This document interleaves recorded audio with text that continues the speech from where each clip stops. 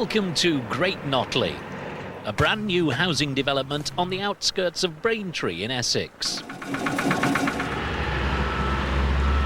In this series, we're going behind the scenes of a major construction project to show you how it works and meet the people who are making it happen.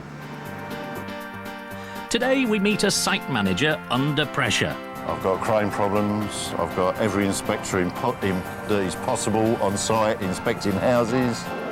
A landscape architect trying to plant seeds. We mustn't have it sticky like this. We want it fine so it will fall through your hands. And the new resident planning his garden. We've had a look at some plants, but we don't really know that much about it, so it's, at the minute, we're learning. But we start in an area of the village known as Willow's Edge. Here, people are moving almost daily. Watch your walls! Watch your walls! One of them is Catherine Finch, who moved with a family into Carpenter's Row yesterday. Today, she's feeling a little fragile. Last night after you're gone, we went next door to our next door neighbours. They invited us round for Chinese, so we went there at 8 o'clock. And we had about 4 bottles of wine between myself and the lady next door. And I was like worse for wear this morning. So we had to go and take the van back as well. So I was as sick as a dog. It was awful. But she's tough, and a hangover hasn't stopped her planning the garden. What we're going to do with the garden is we're going to pave all around here because we've got this huge windy house that's going up here for Kaylee. And so the paving is going to run round and up to there. And we're not going to have too big a plantation of any kind because being South African, you want loads of grass. And quite a lot of the grass is getting taken up because of the paving, and that's going to be our entertainment area. And so, you know, you may be looking at something about that wide, but nothing like you see in the show homes where it's like ginormous. And also I kill plants, so I'm useless.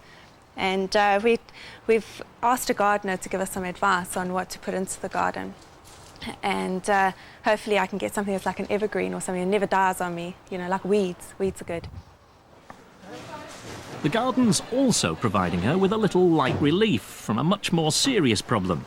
The power supply to the house isn't working, and she's had to call back the builders to find out what's wrong. Hi, Catherine. Hello. Everything all right? It was. Sorted out? It was. Is it not sorted out now? No, we're just saying we think it might be the fridge and freezer, but the fridge and freezer never blew at the other place. And we've had it for like, you know, over a year now. Strange. Because I've got tester on it as well. Do you want to try it with a kettle or something? Yeah, well, the kettle was holding on there a minute okay. ago. I was going to trip it, but What do you think can cause it? Well, I don't know really. I mean, sometimes if the system is overloaded, it will trip out, but more than likely on a new system which is being tested anyway, it's more than likely a faulty appliance. But you know, it's hard to say really. Anyway, we'll investigate and see what it is. I'm sure it won't be. What about if we try? I've got like.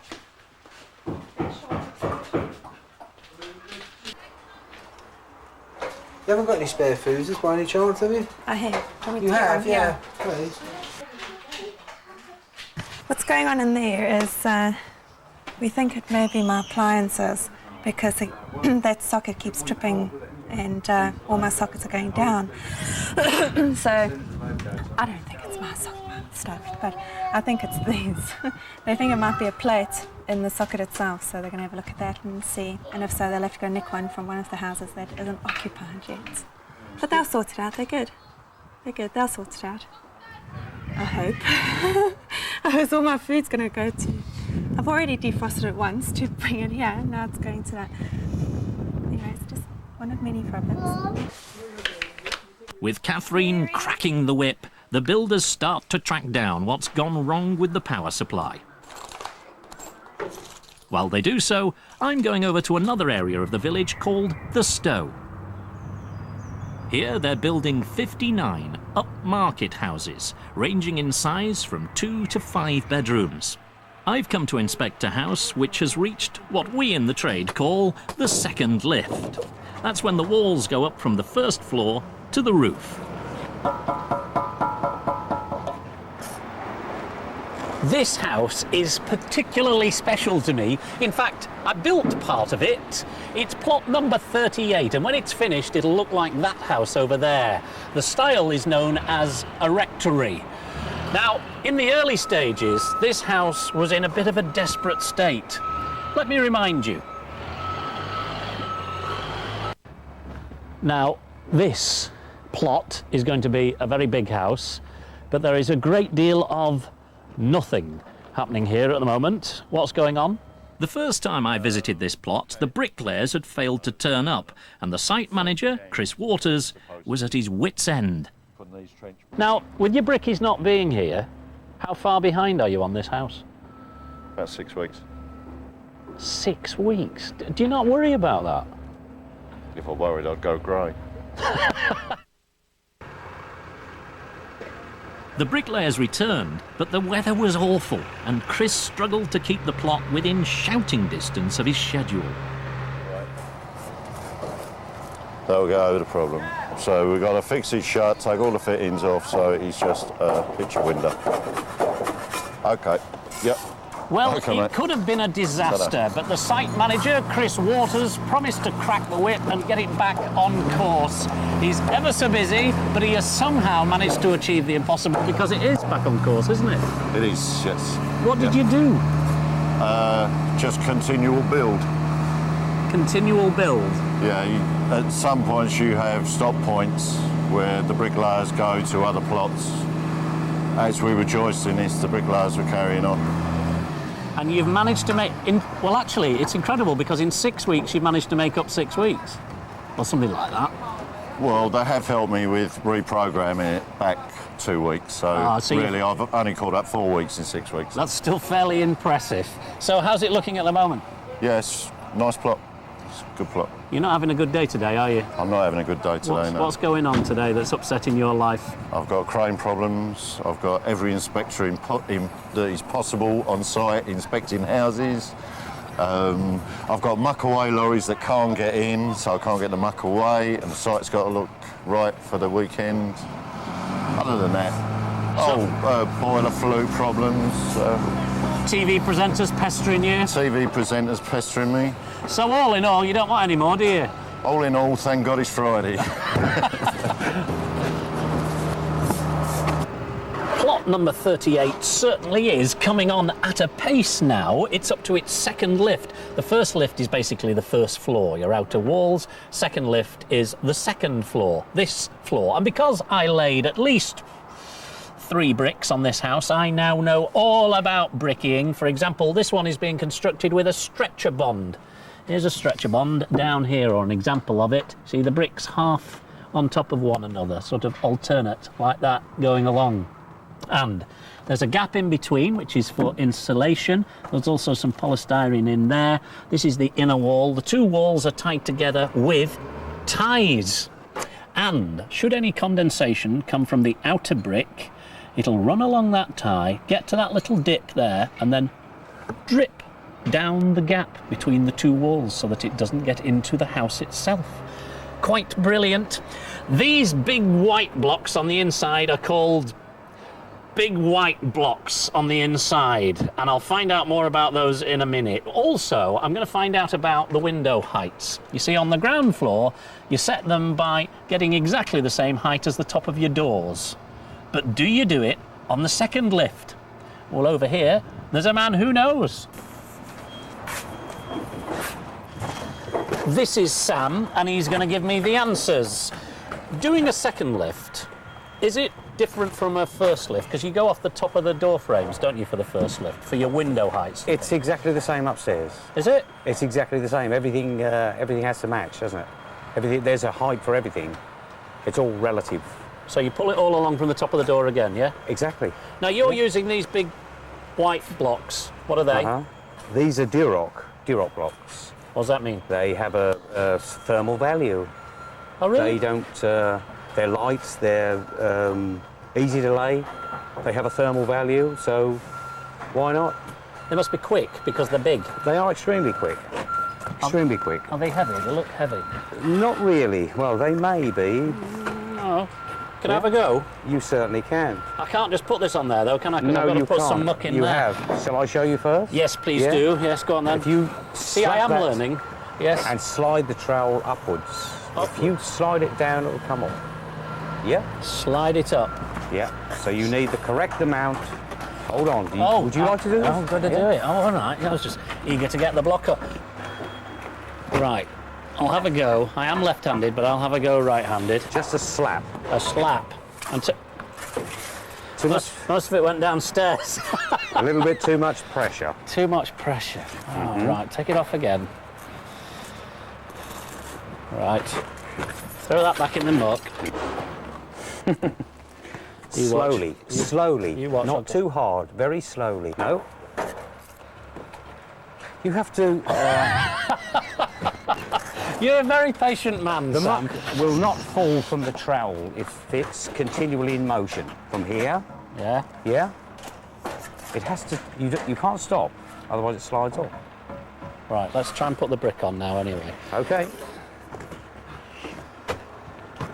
That side of. Move it into. And to look really professional, you'll need this. Right. Now I tap it down to the. To the line. And.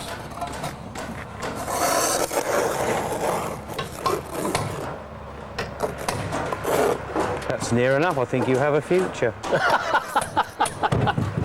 Throw that back in there. Let's have another go.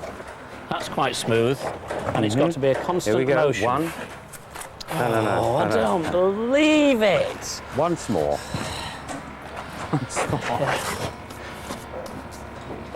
How could such a simple job be so difficult? Right?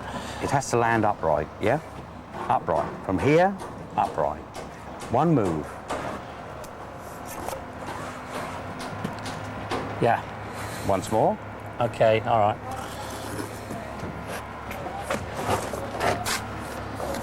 I don't know whose patience will wear out first. One move. Stand. Yes, Stand yes, here. you've got it. One move. I give up. I think it's because I'm doing it right-handed. I've decided. It can't be any other. I mean, it can't be that I'm incompetent, can it? Well, I don't think so. I don't think so. It's each to their own, isn't it? Sam makes it look all too easy. In fact, it's a surprisingly tough trade, which is having problems attracting new recruits. There are no youngsters in the trade. My mate over there, Mark, he's 30. One of the youngest bricklayers I know. no one's coming into it. Who wants it? Who needs this? Look at your boots. Yep. Who needs it? I suppose you go home with hands like that, don't you? That's right. Permanently like that. They're like rheumatism sets in. It's cold. It's wet. It's too hot. The hat. You have to wear the hat. The sun beats. It's terrible. It's not a good job. You It's not always good. look so happy, though. Whenever I It's- see you on the site, you're always smiling. It's false. It's false. I'm forever hoping to get on camera. Well, you've done it today. Thanks very much. Okay, mate. you're more than welcome, Tim. Cheers, thanks. Bye. Bye. I think it's time for dinner. Back at the Finches, the source of the power failure has finally been located. An electricity cable in the garage has been damaged and it's shorting out. Catherine is optimistic she'll soon be able to boil a kettle again. Join us after the break when we encounter a much more difficult problem.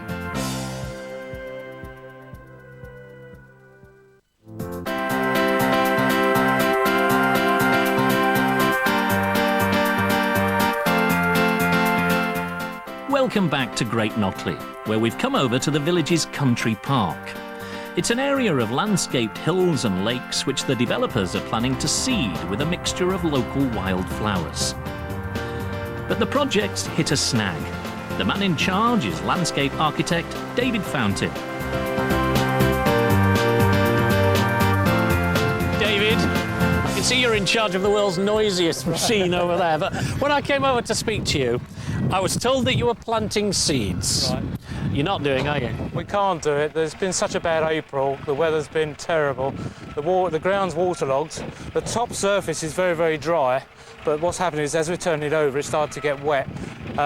We're just getting clods of clay, and it's impossible to break down to a fine tilth. We need a fine tilth to plant the wildflowers. The park looks ornamental, but it's also practical. All building sites produce surplus soil from digging drains and foundations and levelling land. Normally it's taken away in trucks and used elsewhere, but at Great Notley it's being used to turn flat fields into artificial hills and landscape parkland, which makes it very hard to plant seeds, even in the best of weather conditions.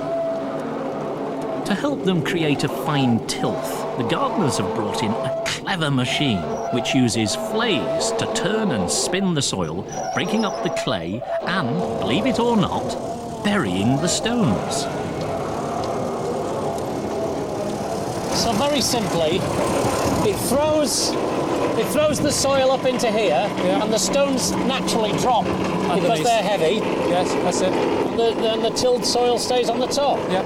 What a beautifully simple idea.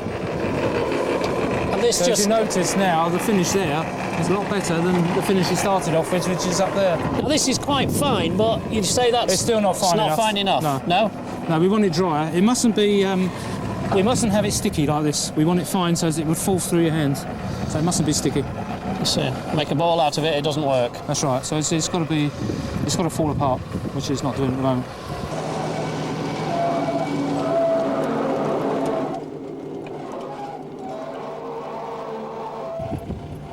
What I don't understand is why a developer would spend so much money doing this instead of putting up houses.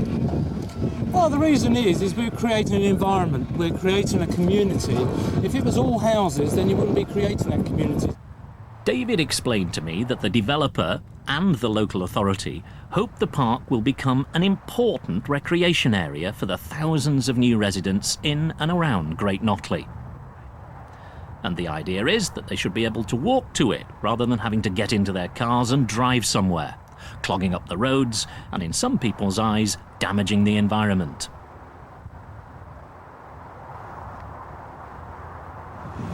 It must be very nice for you to create things like that because designers normally, they're frowned upon, aren't they? But your work is very much admired. And what I like about it is you're creating something for the future. I'm creating, when I'm dead and gone, this will all still be here, and I've created something that's going to sort of grow and evolve.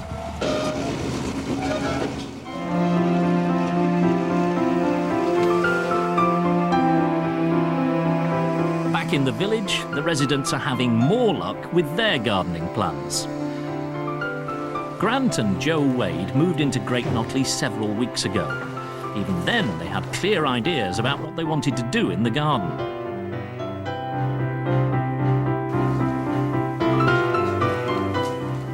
Well, the dogs are going to love this. Yes. Can't wait for them to come and see it. Mind you, until you get it turfed or whatever, what are you going to do with it? Oh, we're going to have a patio going right the way along into an S shape. Yeah? Right on this area, with a fence around that area there. For the dogs. Because obviously they'll ruin the garden otherwise. I'll tell and then you it'll what. just be turf and then flower beds You occasionally. need to get that done sooner than later because hairy dogs, if this rains, they are going to get covered That's the in only mud. thing. Well, hopefully we'll get some quotes in this week and we'll get it sorted out as soon as possible. It's a nice size though, isn't it? I can see you out here having a barbecue in the summer. I can't wait for that.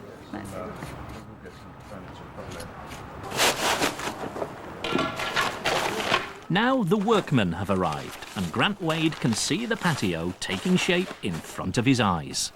Guys have been in since Monday. They've dug out the patio area that we've got here. They've laid some slabs down in the corner for the shed when we actually get the shed finally. But they've concreted it all over, and then today they've started laying the bricks down. So hopefully soon it'll all be completed here. They're going to put a fence in, and then they're going to turf the garden and put some flower beds in. So it's all coming along really well. we've had a look at some plants, but we don't really know that much about it. So it's, at the minute, we're learning. So we'll have some trees and stuff at the back. But yeah, we will get some stuff in. But at the minute, just get everything done first, and then we've got time to decide on that. The Wades are one of the first couples to move into this part of Great Notley. Now, gradually, other people are moving into the surrounding houses.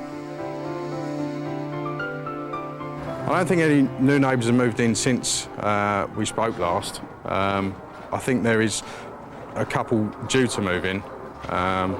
So hopefully this will be finished before they actually get in, because it starts at 8 o'clock in the morning, so we don't want to wake them up too early. But no, I mean, most of the houses have gone now, so you know, it's becoming a little family, if you like. The population of Great Notley creeps up weekly. Over the last few months, around 50 families have moved in. Out of a total of 2,000 new homes, only about 600 remain to be built. And each one contains an almost unimaginable amount of detail and thought. Little known facts number 999. An isolated pier should not stand more than 6 times its narrowest point. Or, to put it into plain English, this is going to be a door. The floor's going to be just there, and you're going to walk into a bedroom through there. But if they built the edge of the door down there where it's going to be, this pier would simply fall over. So what they do is they build all of the house, they put all of the rests and everything on top of that, the roof, the whole lot, and then when it's all set and solid, they come along with a big cutter and cut the shape of the door out, because that is more than 6 times its narrowest point. Brilliant.